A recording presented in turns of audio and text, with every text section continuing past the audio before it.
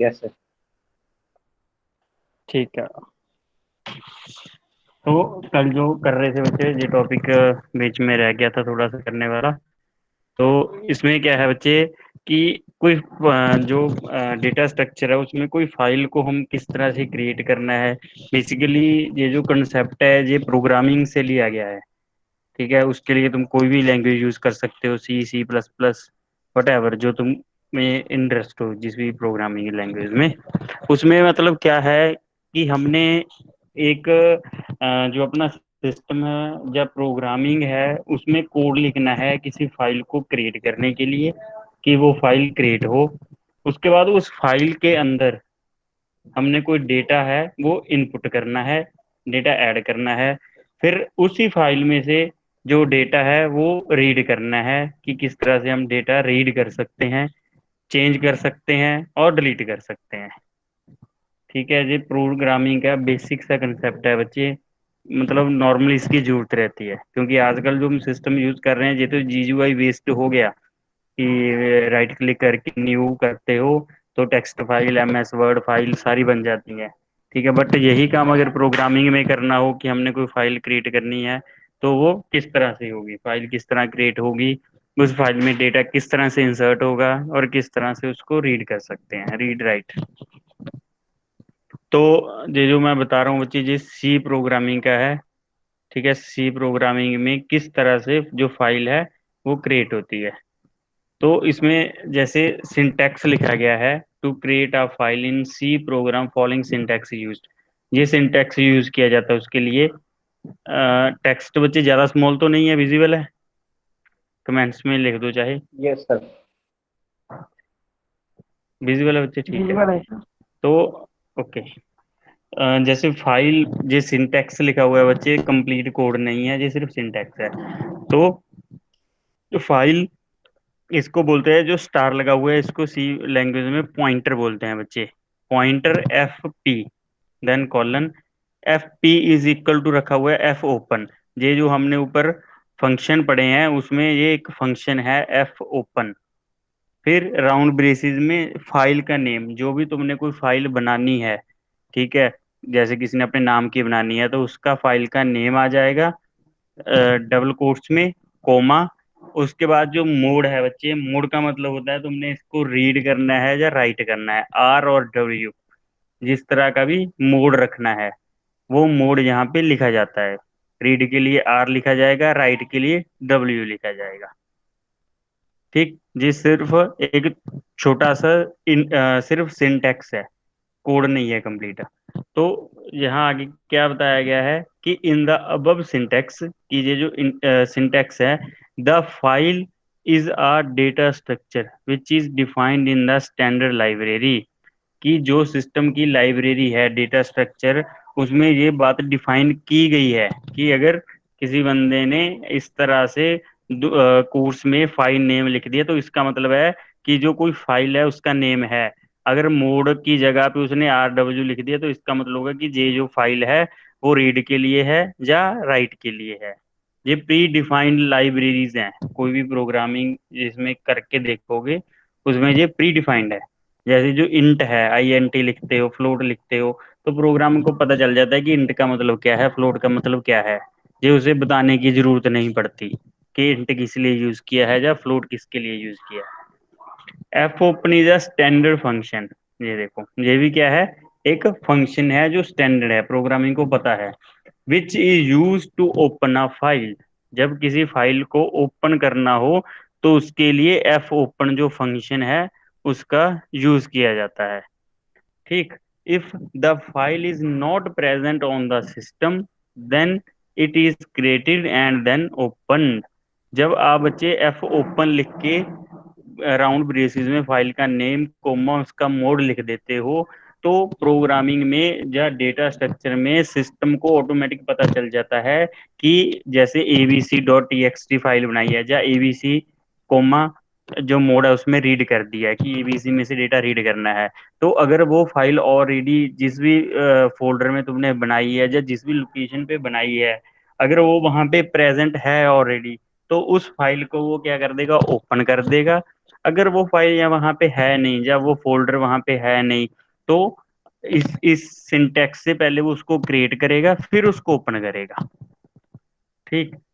Next point में क्या बताया गया है कि if a file is already present on the system, अगर वो फाइल ऑलरेडी प्रेजेंट है सिस्टम में, then it is directly opened using this function. ये मतलब मैं पहले ही बता दिया कि अगर ऑलरेडी वहां पे अवेलेबल है वो फाइल, तो उसको क्या कर देगा, वो ओपन कर देगा।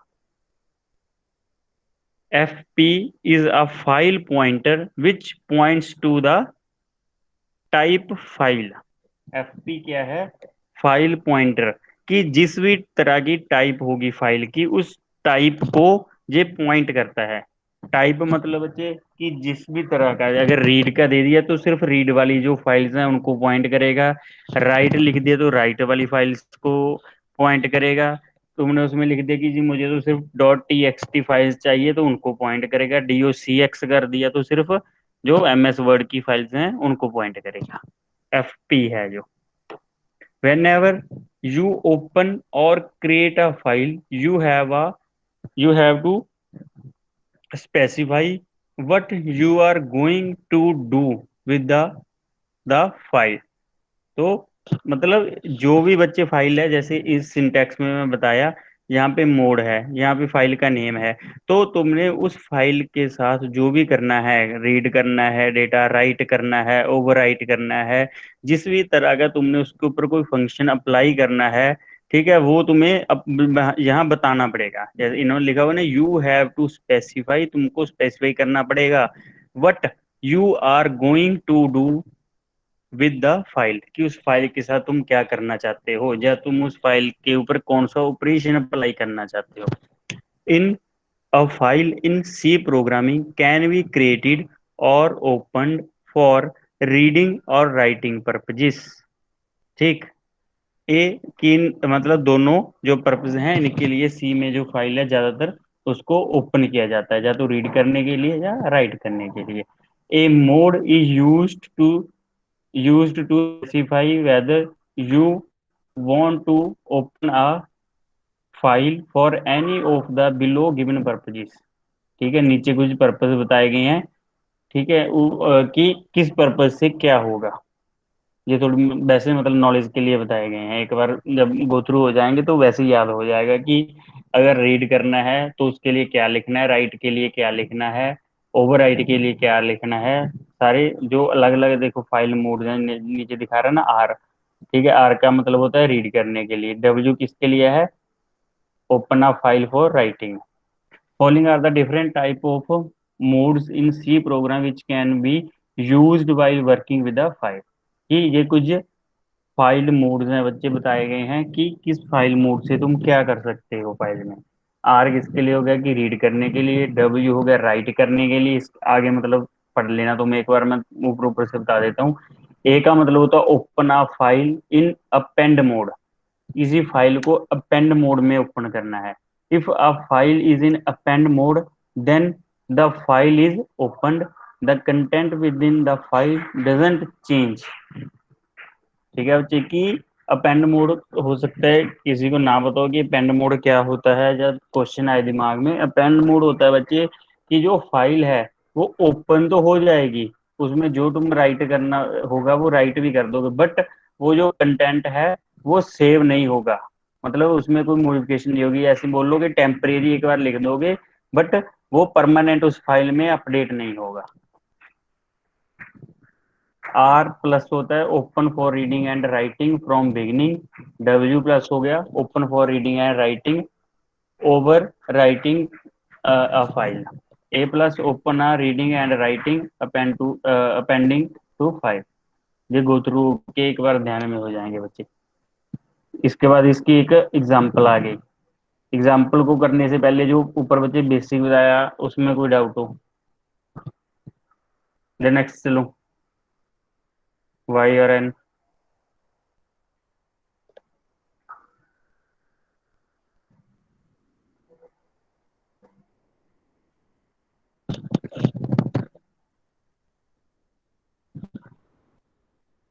ऑडियो और वीडियो बच्चे आ रही है। यस। तो नेक्स्ट से चलो बच्चे।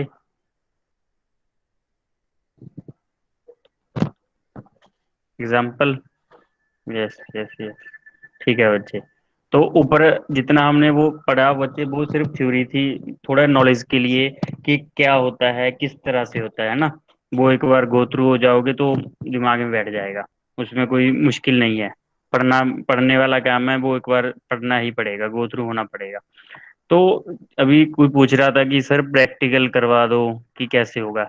तो ये देखो बच्चे, कम बना बनाया इसमें कोड लिखा हुआ है, इसको तुम जो सी लैंग्वेज है कंपाइलर, उसका इंस्टॉल करके उसके ऊपर चेक कर सकते हो।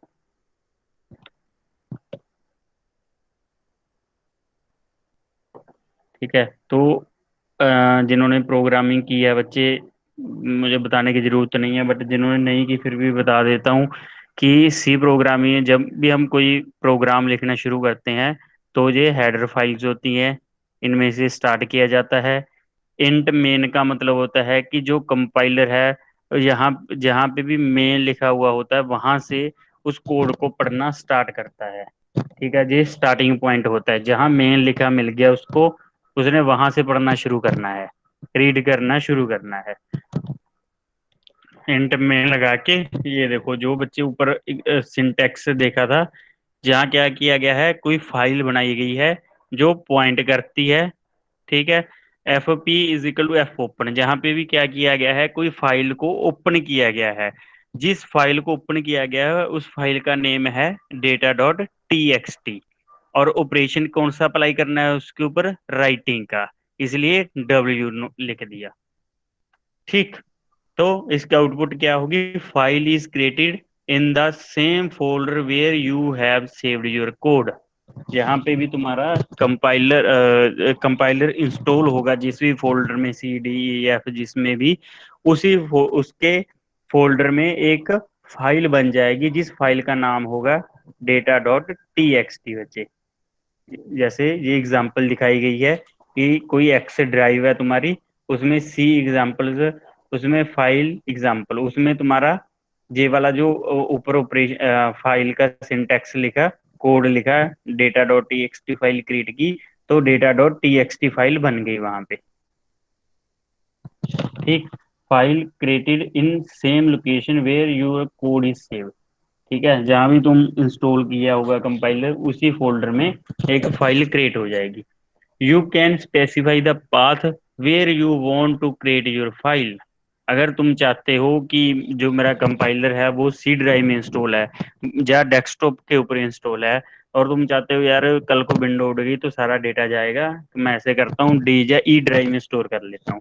तो जब वही कोड को लिखोगे, बिल्कुल ये जो कोड लिखा हो बच्चे ये सेम है, बट यहाँ क्या कर दिया, पहले कॉलन में सिर्फ फाइल का नेम था, अब उसकी लोकेशन दे दी, capital C D E F जो भी ड्राइव होगी तुम्हारी उसका नाम, फिर कॉलन, फिर then two forward slash. Forward slash होती हैं बच्चे अंदर जाने के लिए। ठीक है। जैसे अब जो स्टोरेज होगी वो डी ड्राइव को जब ओपन करोगे तो उसमें ये फाइल बन जाएगी data dot T X T. अगर तुम चाहते हो कि डी ड्राइव के अंदर कोई फोल्डर हो, न्यू फोल्डर हो सपोज करो, तो डी कॉलन फॉरवर्ड स्लैश, यहाँ न्यू फोल्डर, फिर फॉरवर्ड स्लैश, फिर फाइल का name data dot T X T. इस तरह से जो फाइल है बच्चे वो, उसको तुम पाथ भी दे सकते हो। ठीक। तो उस जो मतलब पाथ दोगे उस फोल्डर में, उस लोकेशन के ऊपर वो फाइल क्रिएट हो जाएगी। फाइल क्रिएट होने तो से, फाइल क्रिएट होने के बाद उसे ओपन करना होगा तो। हाँ बच्चे ओपन भी कर रहे हैं। ओपन करना नहीं है बच्चे, क्योंकि जब एफ ओपन लगा दिया इसने ऑटोमेटिक ओपन कर देनी है। एफ ओपन का क्या फंक्शन का मतलब क्या पढ़ा था ऊपर, F, ये रहा ना बच्चे, ये पढ़ा था ना, F open is a standard function which is use to open a file. ठीक है। सर ये ओपन करने से पहले तो क्रिएट करेंगे ना। बच्चे ओपन भी तभी होगी ना अगर कोई चीज एग्जिस्ट कर रही होगी। अगर तुम्हारा नाम एग्जिस्ट करता है क्लास में तो ही हम बोलेंगे ना कि अनवर को बुलाओ। अगर अनवर कोई क्लास में एग्जिस्ट ही नहीं करता तो फिर कैसे बोल देंगे? अगर कोई फाइल उस लोकेशन के ऊपर प्रेजेंट होगी तो वो ओपन हो जाएगी। अगर प्रेजेंट नहीं होगी, जैसे इन 2 पॉइंट्स में लिखा हुआ है बच्चे, अगर प्रेजेंट नहीं होगी तो एफ ओपन उसको क्रिएट भी करेगा, फाइल को क्रिएट भी करके उसको ओपन कर देगा, दोनों काम करता है। क्योंकि यहाँ हम फाइल का नाम दे दिया, अगर तो प्रेजेंट है उस लोकेशन पे तो ओपन कर देगा एफ ओपन, अगर नहीं है तो ये फाइल पहले क्रिएट होगी फिर ओपन होगी।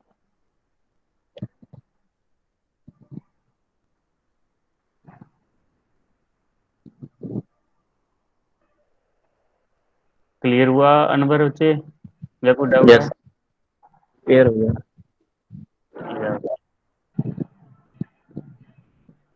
तो ये जो इतना सा बच्चे कोड है ये सिर्फ फाइल को क्रिएट करने के लिए है। ठीक है, इसको ट्राई करके देखना, अलग अलग लोकेशन से रीड राइट। हाँ, जो अनवर है ओपन तो हो गया। अब इसके बाद बच्चे हम क्या करेंगे कि ये जो फाइल है ओपन तो होगी, उस फाइल को क्लोज कैसे करना है। कोई फोल्डर है या कोई फाइल है टीएक्सटी फाइल, वो ओपन होगी, उसको क्लोज करने के लिए क्या करना होगा? One should always close a file whenever the operations on file are over. It means the content and links to the file are terminated. This prevents accidental damage to the file. तो छोड़ो।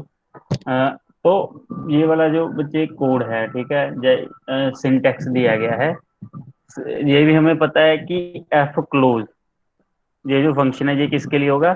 File को close करने के लिए। और file pointer बच्चे इसलिए use किया गया है जहाँ पे कि उस फाइल का तो एटलीस्ट हमें पता होना चाहिए कि किस फाइल को क्लोज करना है।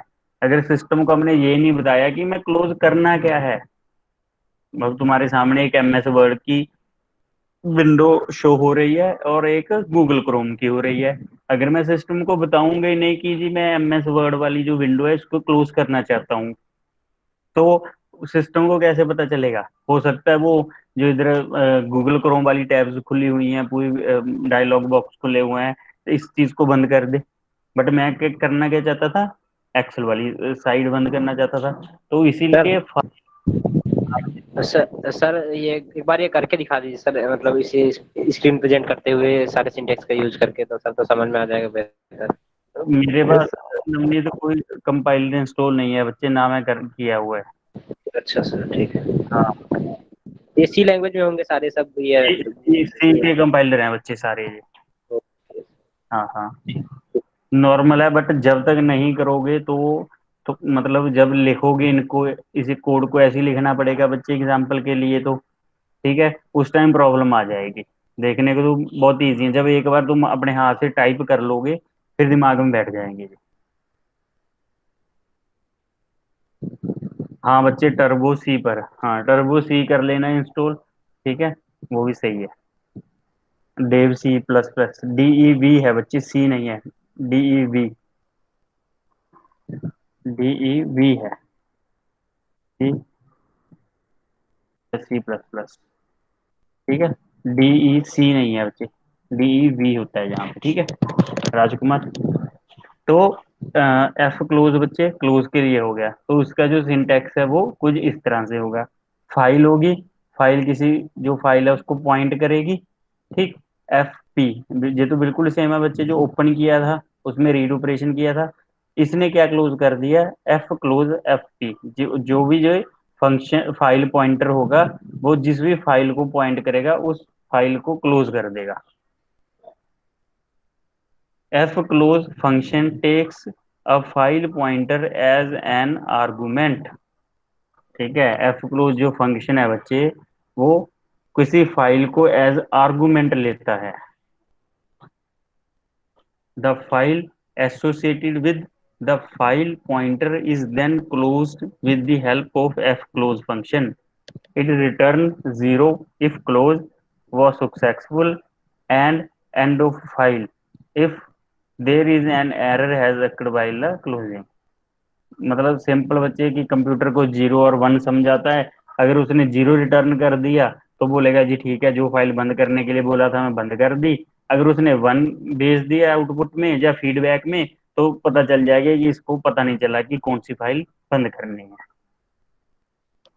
ये थ्योरी का, थ्योरी को तो तुम पढ़ ही सकते हो, इसमें मेरे बताने वाला कोई इम्पोर्टेंट है नहीं।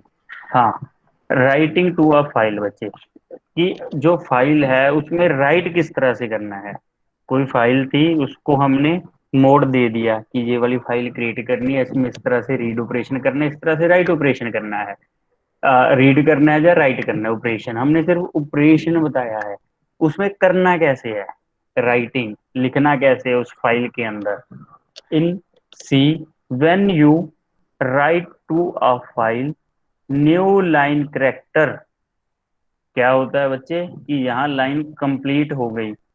इस लाइन जब कंप्लीट होगी तो नेक्स्ट लाइन के ऊपर आने के लिए हमें क्या करना पड़ता है प्रोग्रामिंग में, ये वाला जो लिखा हुआ है इसको टाइप करना पड़ता है जब लाइन में नेक्स्ट लाइन के ऊपर जाना हो, बैक स्लैश और एन।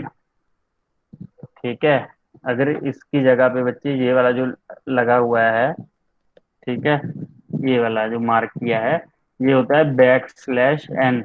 अगर इसकी जगह पे, हाँ लाइन ब्रेक के लिए नंबर बच्चे, अगर सर इसकी जगह, सर ये तो सर जब रन कराएंगे तब जब हम इंटर करेंगे अपना डेटा, तब जैसे एक डेटा इंटर कर दिया, दूसरा डेटा न्यू लाइन में इंटर होगा फिर ना। समझा नहीं नवनीत से क्या बच्चे। सर ये तो जब रन कराने के बाद होगा ना इसका काम, सर जब एक डेटा नहीं इंटर नहीं करेंगे इनपुट वैल्यू कोई। नहीं अनवर नहीं बच्चे, जब प्रोग्राम लिखोगे उसी टाइम इसकी मतलब यूज होगा। सर यूज तो होगा, लेकिन जब ये इसका आउटपुट कब आएगा, जब रन होगा प्रोग्राम ना तब। हाँ हाँ, जब रन होगा बच्चे आउटपुट तो उसी टाइम होगा, विदाउट रन आउटपुट कैसे ले लोगे। अरे इनपुट में भी कर देगा, न्यू लाइन कर देगा।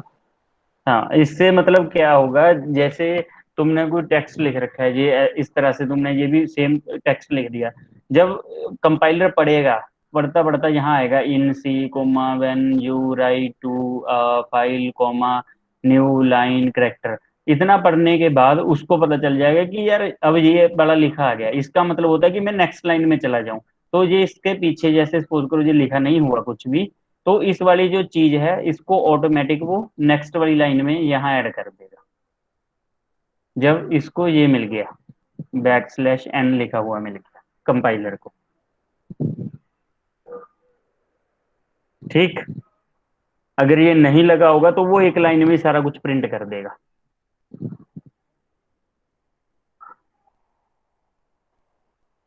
Okay sir, okay. Okay sir. ठीक है,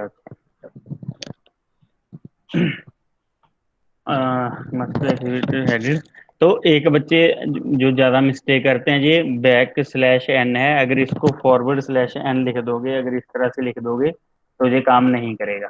ठीक है, जो छोटी छोटी सी मिस्टेक्स हैं जो कॉमनली देखी जाती हैं, कि किस में फॉरवर्ड स्लैश लगानी है, किस में बैकवर्ड स्लैश लगानी है। The S T D O जो लाइब्रेरी है offers the necessary function to write to a file. जब प्रोग्रामिंग करनी स्टार्ट करोगे बच्चे, तो सबसे ऊपर ये एक लिखा जाएगा हेडर फाइल में, एस टी डी ओ, जैसे ये लिखा हुआ है, ये देखो एग्जाम्पल में, जब प्रोग्रामिंग करनी शुरू करोगे, सी में लिखना शुरू करोगे, तो सबसे ऊपर तुम्हें hash include S T D I O dot H और हैश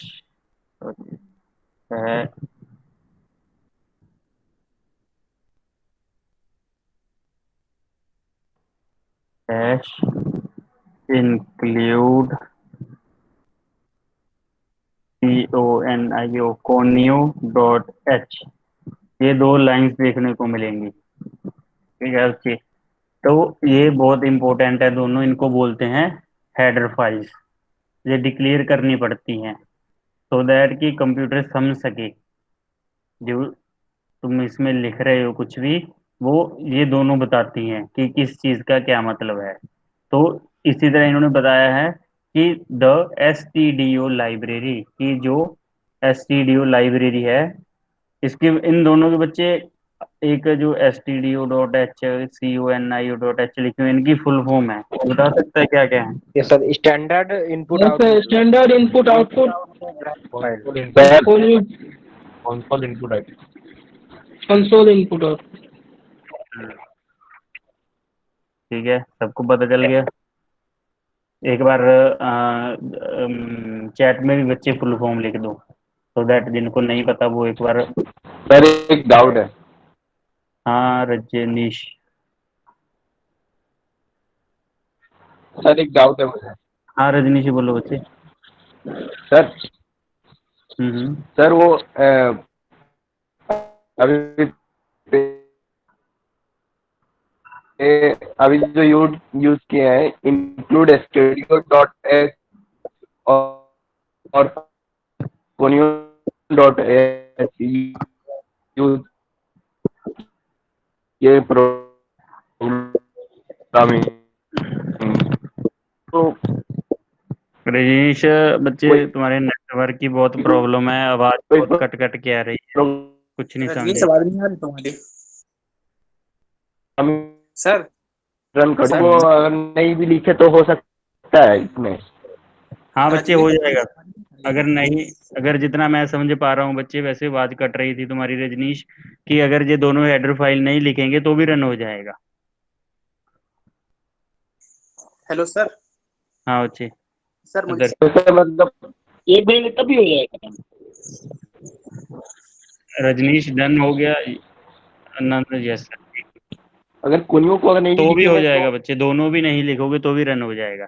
बट कुछ ऐसे ऐसा इसमें फंक्शंस होते हैं प्रोग्रामिंग जब करते हैं, कि अगर वो फंक्शन तुमने यूज किया और ऊपर हेडर फाइल डिक्लेयर नहीं की, तो उस टाइम आपको डिक्लेयर करना पड़ेगा। जैसे मैथ डॉट एच जैसे सर। हाँ बच्चे, जैसे स्क्वायर रूट यूज किया तो मैथ डॉट एच ऐड करनी पड़ेगी, उसके बिना काम नहीं चलेगा। बट एसटीडी कोडिंग बेसिक जो काम है वो चल जाएंगे इनके बिना। बट सर जैसा ओके होता सर, जैसे हम जीसीसी सर्वर पे वहाँ पे कॉलेज में सर कोडिंग कर देते, वहाँ तो समय सर कोनी का यूज नहीं होता था। बाकी सर जो सी कंपाइलर वगैरह आते हैं इनमें सर कोनी लगाते हैं, लेकिन जीसीसी नहीं करते सर, कोनी कोई यूज नहीं रहता है। ये बच्चे वही लैंग्वेज का फर्क हो गया। अब जावा में जाओगे तो जावा में तो बिल्कुल भी नहीं कोई हेडर फाइल इंक्लूड करनी पड़ती। ठीक है, ये सारा मतलब लाइब्रेरीज की खेल है। जो भी कंपाइलर यूज कर रहे हो उसकी लाइब्रेरीज के ऊपर डिपेंड करता है।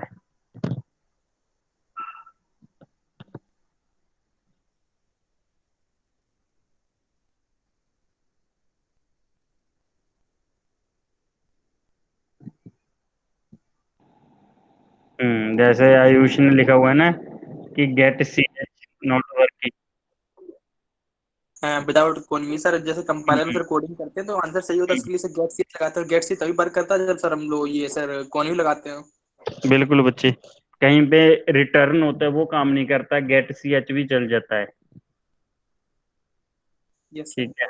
हाँ बट ये बिल्कुल मैं ये नहीं बोलूंगा कि हाँ अगर हेडर फाइल तुमने इंक्लूड ही नहीं की तो कोई भी प्रोग्राम नहीं चलेगा। इवन जो हेलो वर्ड का प्रोग्राम है वो भी रन नहीं करेगा। वो काम करेंगे अगर दोनों हेडर फाइल भी नहीं लिखोगे। बट डिपेंड करता है तो कि तुम अगर कोडिंग में कुछ डिफिकल्ट वाले कुछ फंक्शन यूज कर रहे हो और ऊपर तुम हेडर फाइल डिक्लेयर नहीं कर रहे या डिफाइन नहीं कर रहे, तो वो काम नहीं करेगा। बट बेसिक अगर बिल्कुल ही मतलब जो स्टार्टिंग वाले प्रोग्राम होते हैं, अगर उनमें नहीं ऐड करोगे हेडर फाइल तो कोई प्रॉब्लम नहीं है, तुम्हारे वो जो प्रोग्राम है वो रन हो जाएंगे। Sir get C H use कर रहे हैं सर, तो इंट मैन के जगह वॉइड मैन हो जाएगा ना? इससे कोई फर्क नहीं पड़ता बच्चे। इंट होता है इंटीजर के लिए, वॉइड होता है कि किसी के लिए भी हम। सर तो इंट मैन जैसे सर आप लगा रहे हैं तो फिर लास्ट में सर रिटर्न 0 लगाते हैं ना सर इंट मैन के लिए, हाँ बच्चे बिल्कुल। और हम्म वॉइड मैन लगाते हैं तो गेट सी एच लगा देते हैं लास्ट में। तो वही पूछ रहे हैं। बिल्कुल बिल्कुल। तो सर मतलब ये वो स्टैंडर्ड नहीं है ना, मेरे कहने का भी ना मतलब बच्चे कि अगर इंट ही कि यहाँ पे इंट ही लिखना है या यहाँ पे वॉइड ही लिखना है, ये कोई कंडीशन नहीं होती। ये हर बंदे की प्रोग्रामिंग के ऊपर डिपेंड करता है। ये सर जीसीसी में सर इनकी सर रिक्वायरमेंट ही नहीं होती है, जीसीसी सर्वर पर कोडिंग करते हैं तब सर। हम्म। हर कंपाइलर की बच्चे देखो, मतलब अपने लाइब्रेरीज हैं, अपने करना पड़ता रूल्स था हैं। लास्ट में। वो देखना पड़ेगा कि जो कंपाइलर यूज कर रहे हो कि उसमें किस तरह का है। टर्बो सी करोगे तो उसका इंटरफेस या राइट लिखने का जो तरीका है वो अलग होगा। अलग मतलब कि कुछ लाइब्रेरीज डिफाइन करनी पड़ती है, किसी दूसरे में भी वो डिफाइन ना करनी पड़े। Sir get C H screen hold करने को यूज करता है ना? हाँ बच्चे, हाँ, गेट सी एच अगर नहीं लगाओगे तो जो स्क्रीन है वो होल्ड नहीं करेगी, यस सर। आउटपुट आएगी साथ के साथ ही चली जाएगी। सर रिटर्न जीरो तो कहाँ पे यूज करते हैं? रिटर्न जीरो, बताओ बच्चे, कौन बताएगा?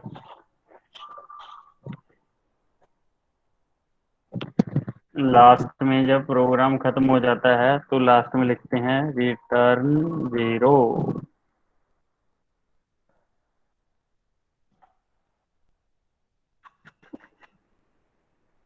किसने बताया? Get C H is use to read one character from the console.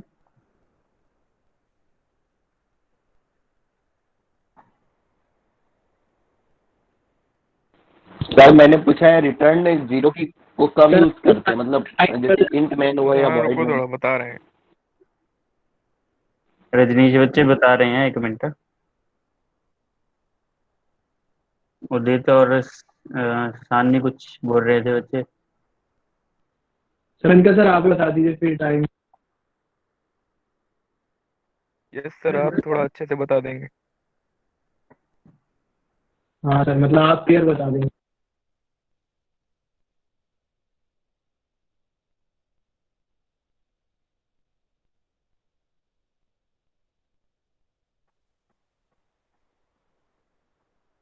Hello,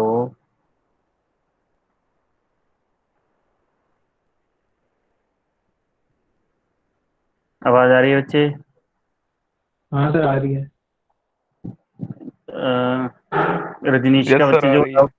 Rajneesh का जो डाउट था बच्चे, वो क्लियर हुआ या नहीं हुआ? ऐसे तो कमेंट में मैं तो देख पा रहा हूँ कि क्लियर हो गया, बट फिर भी रजनीश से पूछ लें एक बार। रजनीश बताओ सर को।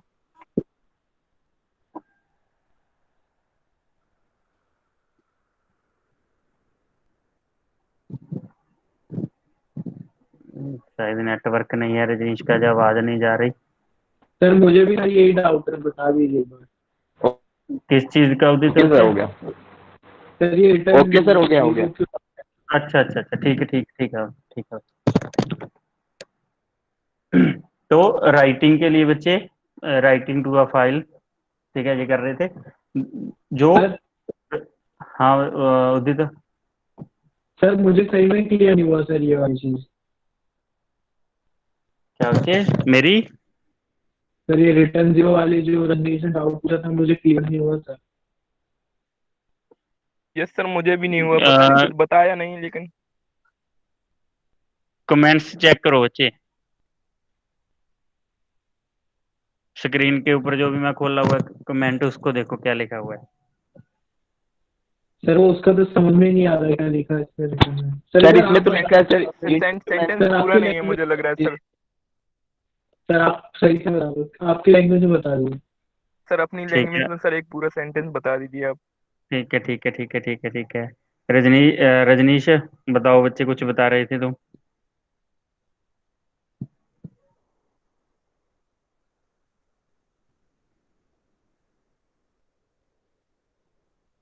रजनीश। इसमें सर मुझे तो लग कमेंट रहा में है तो लिखा है उसको भी सर कुछ नहीं। कि हम्म। सर कमेंट में तो पढ़े तो बोल रहा है कि वो लास्ट में प्रोग्रामिंग एंड होने के बाद यूज करते हैं, या तो फिर इंट मैन अगर लिखे हैं तो हम रिटर्न जीरो का यूज करते हैं। हम्म। हमारा डाउट था कि अगर भाई हम क्या वाइड होगा। मैन लिखे हम रिटर्न हम्म।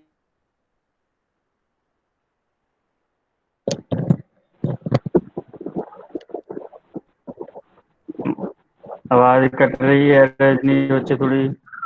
जी सर सर हाँ माइक से सब होंगे तो आवाज ही नहीं सुन पा रहे हैं सर।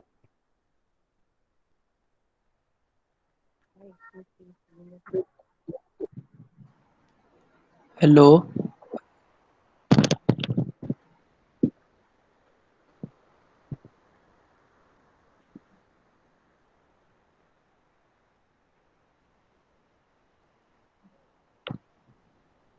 हाँ सात्विक बच्चे आवाज आ रही है? Yes sir. आ रही है। हाँ बच्चे। सर जब भी हम कोई प्रोग्राम लिखते हैं तब हम फंक्शंस हम्म, बनाते हैं प्रोग्राम में। बिल्कुल। तो जो फंक्शन होता है उससे पहले अगर जो हमने void लिखा है तो इसका मतलब तो ये होता है कि वो कुछ भी रिटर्न नहीं करेगा, लेकिन अगर void के अलावा हमने कोई और डेटा टाइप का फंक्शन बनाया है तो वो कोई ना कोई टाइप की वैल्यू रिटर्न करेगा। इस बार हमने इंट बनाया और वैसे कुछ आउटपुट आ नहीं रहा था तो रिटर्न 0 लिख देते हैं ताकि वो प्रोग्राम एंड हो जाए। हम्म। तो ये है इस रिटर्न का मतलब। सर ठीक है सर, ठीक है। हाँ रजनीश। सर रिटर्न का तो ये बोल रहा है, ये इंट या करेक्टर के लिए हम रिटर्न 0 लिखते हैं प्रोग्रामिंग के लास्ट में, लेकिन मेरा वो डाउट नहीं था, मेरा था वाइड में लिखते तो उसमें हम केस CH लिखते हैं, लेकिन अगर हम रिटर्न 0 लिखे तो क्या प्रोग्रामिंग रन नहीं होगा? मेरा ये डाउट था भाई उस समय कि अगर प्रोग्राम रन हो रिटर्न जाएगा। किया तो हम void कहाँ हम कहाँ यूज करें? void अगर हम किसी भी फंक्शन से पहले void लिख रहे हैं ना तो इसका मतलब ये है कि वो फंक्शन हमें रिटर्न में कोई भी वैल्यू नहीं दे रहा, तो बिना रिटर्न लिखे भी वो खत्म हो जाएगा। void वाला फंक्शन का मतलब होता है जो कि कोई कुछ वैल्यू रिटर्न नहीं करेगा।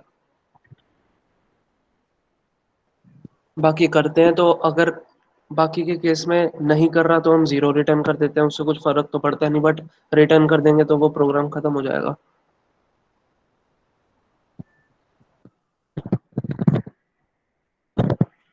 ये बात सर, ये बात समझ नहीं आ रही, मतलब कैसे ये बोल रहा है सार्थक। मैं अब सर जैसे जैसे उदित, सानी, रजनीश, तुम्हारा डाउट है ना बच्चे, वैसे ही जैसे अनवर ने मैसेज में लिखा है बढ़िया है, वैसे मुझे सही लगा जी कि एक बार खुद पहले ट्राई करके देखना जो जो तुम्हारे केसेस हैं। ठीक है। एक बार गेट CH लगा के, एक बार रिटर्न 0 लगा के, एक बार बिना मतलब दोनों लगाए, तो देखना कि अगर ऐसे ट्राई कर रहे हो तो क्या आउटपुट आ रही है। एक तो ये तुम्हारा मतलब सेल्फ जो डाउट है वो क्लियर होगा। और दूसरी बात, जो रिटर्न 0 लगा दिया बच्चे, तो उसका मतलब थोड़ा सा मैं बता देता हूँ। उसका सिंपल और सीधा मतलब ये होता है कि जो सिस्टम है अगर रिटर्न 0 लिख दिया तो वो इसका मतलब है कि प्रोग्राम है, एक तो वो एंड हो गया, और दूसरा वो कि प्रोग्राम वो सक्सेसफुली एंड हुआ है। ठीक है।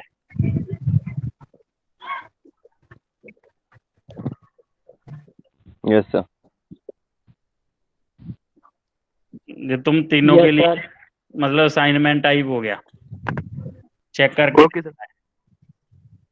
ओके ओके ठीक सर। है। हाँ, सो दैट तुम्हारा भी डाउट क्लियर हो और बाकी सबका भी। तो जब फाइल में बच्चे राइट करना है तो जो stdio library offers the necessary function to write, कि ये वाले जो फंक्शंस हैं वो राइट करने के लिए std लाइब्रेरी में ऑफर करते हैं। End of successful mean, end of successful end means f put c. ठीक है। जब बच्चे ये फंक्शन यूज करते हैं तो character comma file pointer, it writes a character to the file pointed to by file pointer. F put c, ये वाला जो फंक्शन है ये राइट करने के लिए कोई करेक्टर को file point by the file pointer, की फाइल पॉइंटर जिस भी फाइल को पॉइंट कर रहा है उस फाइल में राइट करने के लिए राइट कर देती है किसी करेक्टर को। एफ पुट्स, यहाँ पे क्या था बच्चे, एफ पुट सी था एक फंक्शन, एक एफ पुट एस है। एफ प्रिंट, कि प्रिंट के साथ हम क्या कर सकते हैं, एफ पुट एस के साथ क्या होगा, एफ पुट सी के साथ क्या होगा। ये तुम्हारा काम है, इसको एक बार पढ़ना और इनको ट्राई करके देखना प्रोग्राम में। तो फाइल बनाओगे, फाइल बना के उसमें इन तीनों को ट्राई करना कि किस तरह से ये काम कर रहे हैं। ये कोई प्रोग्राम दिखाया गया है कि किसी फाइल में राइट करना है, तो उसका प्रोग्राम क्या होगा।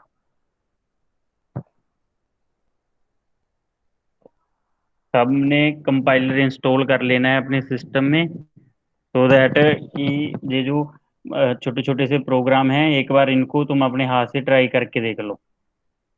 ये एरर आएगा तो डिस्कस हो जाएगा बच्चे को।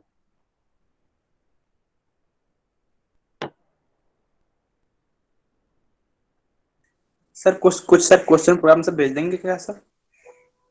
पहले बच्चे ऐसा है आदर्श, एक बार जब तक बच्चे ये नहीं करके देखोगे तो जो क्वेश्चंस हैं वो भेजने का भी कोई फायदा नहीं है। सर एक बार हाँ आप सर, करके ये दिखा दो ना स्क्रीन पे। सर एक बार पहले ये तुम बच्चे खुद करके देखो, मैं नहीं कुछ करवाने वाला। अगर कोई डाउट्स आएंगे वो मैं क्लियर करूंगा, क्योंकि अगर मैं करवा दिए तो आप लोगों ने नहीं करने ये, और डेटा स्ट्रक्चर सर समझ एक भी नहीं आएगी। करा दूंगा, अभी 5 हम कर लेंगे सर कुछ। क्या बच्चे? सर एक आप कर दो, 5 हम कर लेंगे सर। कोई बात नहीं। एक बता दो। मैं ना, मेरे पास ना तो सी का कोई कंपाइलर इंस्टॉल है बच्चे, ना इसकी जरूरत है, और ना ही ये कोई बड़े प्रोग्राम है कि इनमें कोई प्रॉब्लम आएगी। कोई भी कल कंपाइलर वाली स्क्रीन शेयर कर देना, उसके ऊपर करवा के दिखा देंगे आप लोगों को, कोई प्रॉब्लम नहीं है। ओके। हम्म। ये जो भी है बच्चे, चंदू इसको बोल देना कि जीकेबी की आईडी के बिना लॉगिन नहीं करवाएंगे आज। इस जो जीकेबी आईडी यूज करेगा वही लॉगिन कर पाएगा।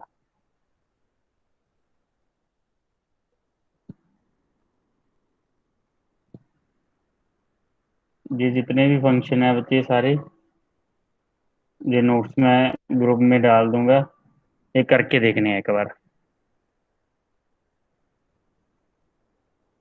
आउटपुट भी दी गई है और इनपुट भी। उसके बाद आ गया reading data from a file, कि किसी फाइल में से डेटा को रीड किस तरह से करना है। इसके फाइल में से डेटा को रीड करने के 3 different functions dedicated to reading data from a file. ठीक है, तो इसके 3 डिफरेंट फंक्शंस हैं बच्चे कि डेटा को रीड करने के लिए। चलो टाइम हो गया बच्चे, कोई बात नहीं, इसको टॉपिक को कल कंप्लीट कर लेंगे कि जो डेटा है उसको रीड कैसे करना है किसी फाइल में से। और सबने एक बार जो ये रीडिंग और राइटिंग के बच्चे हैं, इनको ट्राई जरूर कर लेना, सो दैट अगर कोई प्रॉब्लम आई तो हम स्क्रीन शेयर करके उस चीज़ को सॉल्व कर लें। किसी भी तरह का कोई एरर आ रहा है, कोई प्रॉब्लम आ रही है